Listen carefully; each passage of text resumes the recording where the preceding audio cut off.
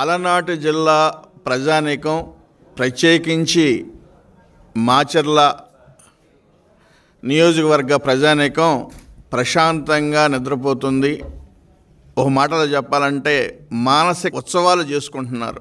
ఇప్పటి వరకు ఎప్పుడు ఏం జరుగుతుందో, ఎప్పుడు ఎవరి మీద ఎవరు కేసు పెడతారో, ఎటువంటి అరాచకాలు జరుగుతాయని బిక్కుబిక్కుమంటూ ఉన్న పల్నాడు జిల్లాలో మాచర్లకి ఒక స్వతంత్రం వచ్చిందని ఊపిరి పీల్చుకుంటున్నట్టు స్పష్టంగా కనబడతా ఉంది. దీనికి కారణం ఒకటి, పిన్నెల్లి అరెస్ట్. ఈరోజు పిన్నెల్లి అరెస్ట్ ఆనందాన్ని కలగజేస్తుంది పల్నాడు జిల్లా ప్రజానీకానికి. అనుకుంటున్నారు, వైఎస్ఆర్ పార్టీ వాళ్ళందరూ అనుకుంటున్నారు అక్రమంగా పిన్నెల్లిని అరెస్ట్ చేశారని. ఒకసారి భాగవతాలన్నీ ఒకదాని తర్వాత ఒకటి ఒకసారి గుర్తు తెచ్చుకున్న ప్రజానీకం ఆనందంగా ఉన్నారు. నువ్వు ప్రజాస్వామిక విధానాన్ని తుంగలో తొక్కావు. నువ్వు ఒకటే కాదు, నీ చరిత్ర అంతా ఒకసారి వెనక్కి తీసుకురావాల్సిన పరిస్థితి. నువ్వు చేసిన అక్రమాలు, నువ్వు చేసిన అన్యాయాలు, నువ్వు చేసిన దౌర్జన్యాలు, అక్రమ మైనింగ్, ఇవన్నీ నువ్వు ట్రాన్స్పోర్టేషన్, ఇవన్నీ కోట్ల రూపాయలు, వందల వేల కోట్ల రూపాయలు దోచుకున్న పరిస్థితి ఇప్పుడే ఉరకే పోలేదు. ఇది ఒక మాటలో చెప్పాలంటే అప్రజాస్వామికాన్ని పాటించినందుకు నీకు ఇది ఒక ట్రైలర్గా ఒకసారి ఆలోచించుకోవాల్సిన పరిస్థితి.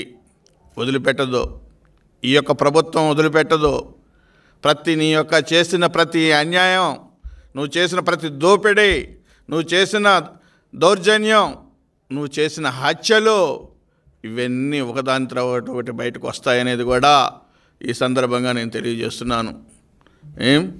ప్రజాస్వామ్యం విలువలను కాపాడాల్సిన ఒక ఎమ్మెల్యేగా ఉండి ఒక ఎలక్షన్స్ జరిగేటప్పుడు, జెడ్పీటీసీ, ఎంపీటీసీ ఎలక్షన్స్ జరిగేటప్పుడు ఒక నియంతలా ప్రవర్తించావు. అదేవిధంగా ప్రభుత్వానికి రావాల్సిన కప్పాలు నీ యొక్క జేబులో పెట్టుకున్నావు. నువ్వు అన్యాయంగా అక్రమ ఆస్తులను అనేది సంపాదించావు. ఎవరైనా మాట్లాడితే వాళ్ళని నీ యొక్క చౌకబారు రౌడీలతోటి ఇబ్బంది పెట్టావు. తెలుగుదేశం పార్టీ నాయకులు వస్తే వాళ్ళని ఒక మాటలో చెప్పాలంటే హత్యా ప్రయత్నాలు చేసిన సంఘటనలో ఈరోజు ప్రజలు మర్చిపోలేదనేది కూడా ఈ సందర్భంగా నేను తెలియజేస్తున్నాను. ఈరోజు నువ్వు నిన్న కాక మొన్న నీకు అరెస్ట్ సందర్భంగా తెలుగుదేశం పార్టీకి సంబంధించిన ఒక నాయకుడు వస్తే, ఒక యువ నాయకుడు వస్తే అతని మీద కూడా నువ్వు దౌర్జన్యం చేయడానికి ప్రయత్నం చేశావంటే నీలో ఇంకా అహం చావలా. నువ్వు చంపుకో.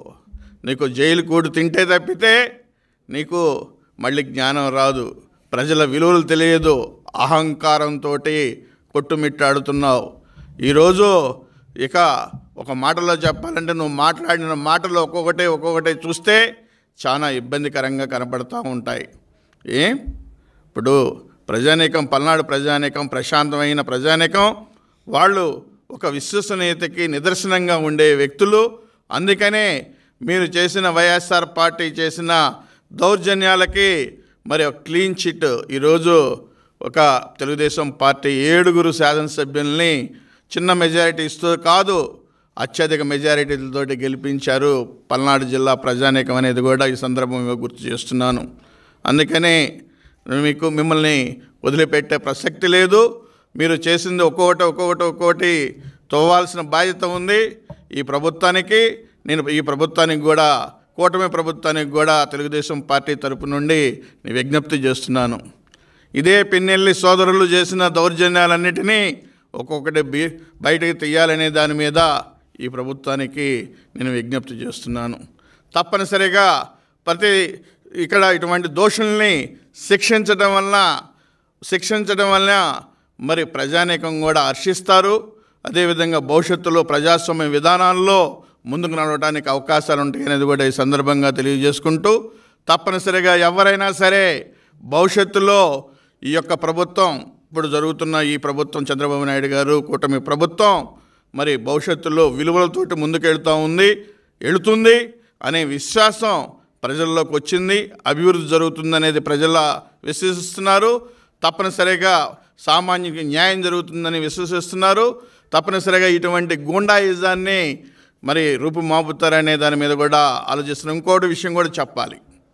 నిన్న ఎలక్షన్స్ అప్పుడు తెలుగుదేశం పార్టీకి సంబంధించిన కార్యకర్తల మీద మరి దౌర్జన్యాలు చేసి వాళ్ళ మీదే కేసులు పెట్టిన సంఘటనలు కూడా ఈరోజు కూడా ఉన్నాయి. ఈరోజు వరకు కూడా పల్నాడు జిల్లాలో జైల్లో తెలుగుదేశం పార్టీ కార్యకర్తలు ఉన్నారు అంటే ఒకటి, నువ్వు ఆ రోజు మీ ఇన్ఫ్లుయెన్స్ తోటి కేసులు బుక్ చేయించారు మీకున్న అక్కడున్న పోలీస్ డిపార్ట్మెంట్ తోటి. ఈరోజు రేపు మీరు కూడా అనుభవిస్తారు. ఎప్పుడు న్యాయం గెలుస్తుంది, ధర్మం గెలుస్తుంది, దానికి నిదర్శనం ఈరోజు తెలుగుదేశం పార్టీ కూటమి మరి అధికారంలోకి రావటం అనేది ఒకసారి గుర్తుపెట్టుకోవాల్సిన పరిస్థితి ఉంది. తప్పనిసరిగా నీ యొక్క ఆటలు ఇక చెల్లవు, అయిపోయింది. మీ పేజీ మీరు తోక ముడుచుకొని ఇంటికి పోవాల్సిన పరిస్థితి వచ్చింది. ఇంకా భవిష్యత్తులో కూడా మీ రాజకీయ చరిత్ర కూడా ఉండదు అనే దాని మీద కూడా ఈ సందర్భంగా నేను తెలియజేస్తున్నాను. మరి పల్నాడు జిల్లాలంటేనే గడిచిన 5 ఏళ్లుగా వైసీపీ ప్రభుత్వం ఉన్నప్పుడు అవినీతి, అక్రమాలకి, దుర్మార్గాలకి అడ్డా మరి వైసీపీ ప్రభుత్వం, వాళ్ళ ఎమ్మెల్యేలు, ఇవన్నీ కూడా ప్రజలు గుర్తుపెట్టుకున్నారు.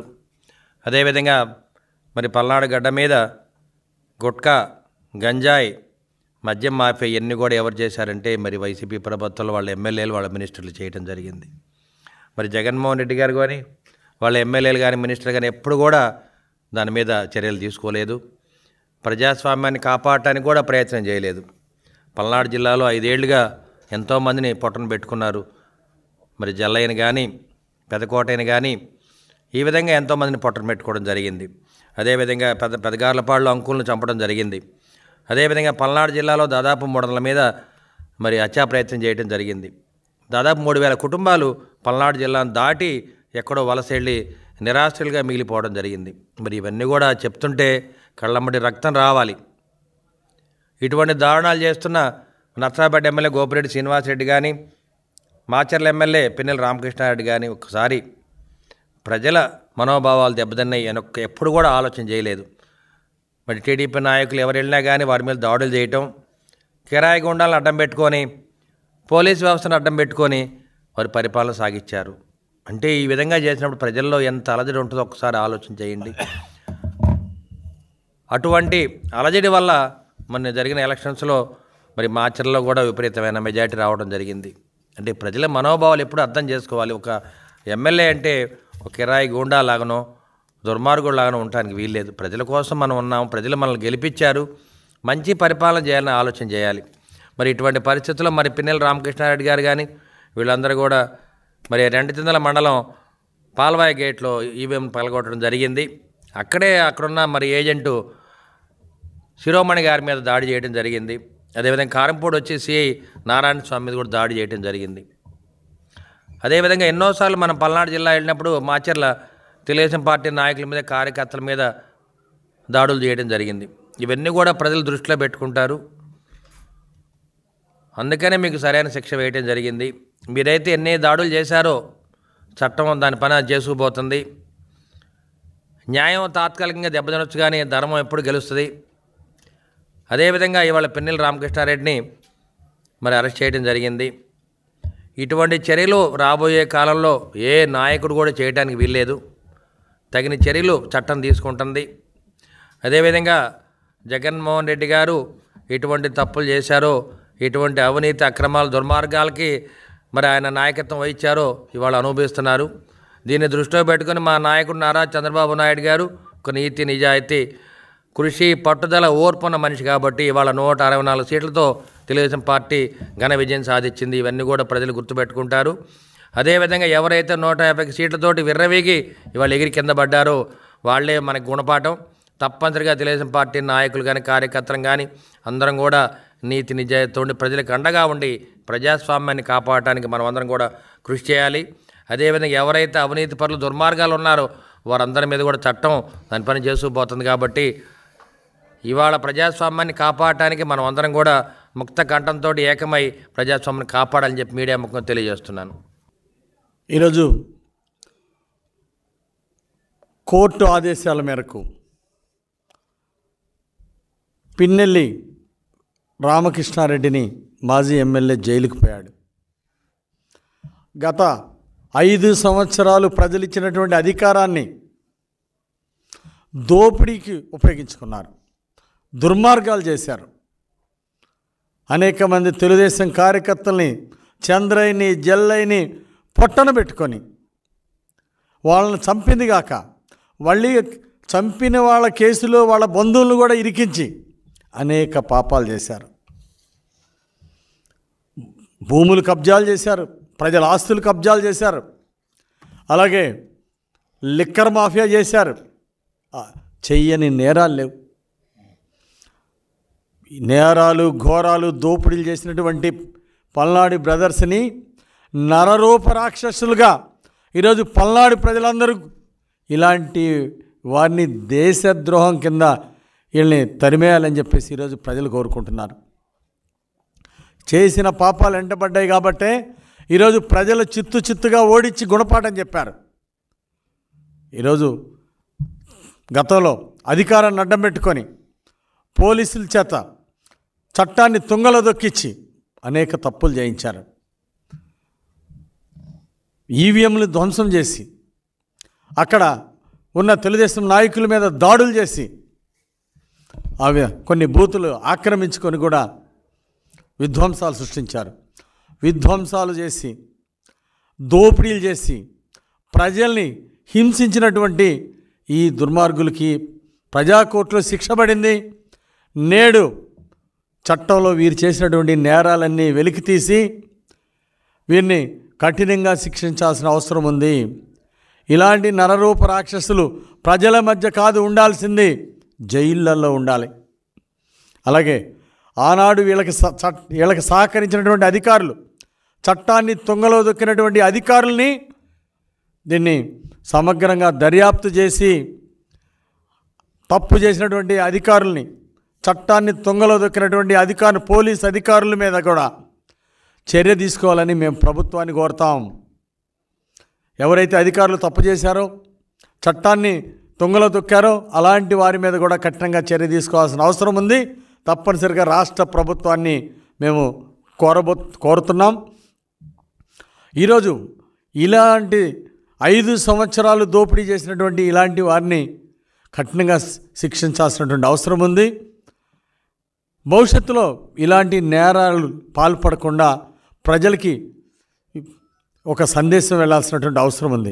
ఇలాంటి వాళ్ళకి గుణపాఠాలు నేర్చుకున్నప్పుడే భావితరాలకి ఇలాంటి దుర్మార్గాలు చేయకుండా ఉంటారు.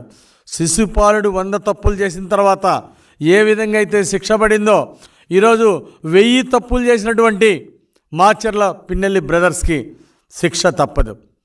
ఈరోజు మాచర్ల ఎమ్మెల్యేతో పాటు అనేక అరాచకాలు చేసినటువంటి ఆయన తమ్ముడు పిన్నెల్లి వెంకటరామరెడ్డిని వెంటనే అరెస్ట్ చేయాలని డిమాండ్ చేస్తున్నాం.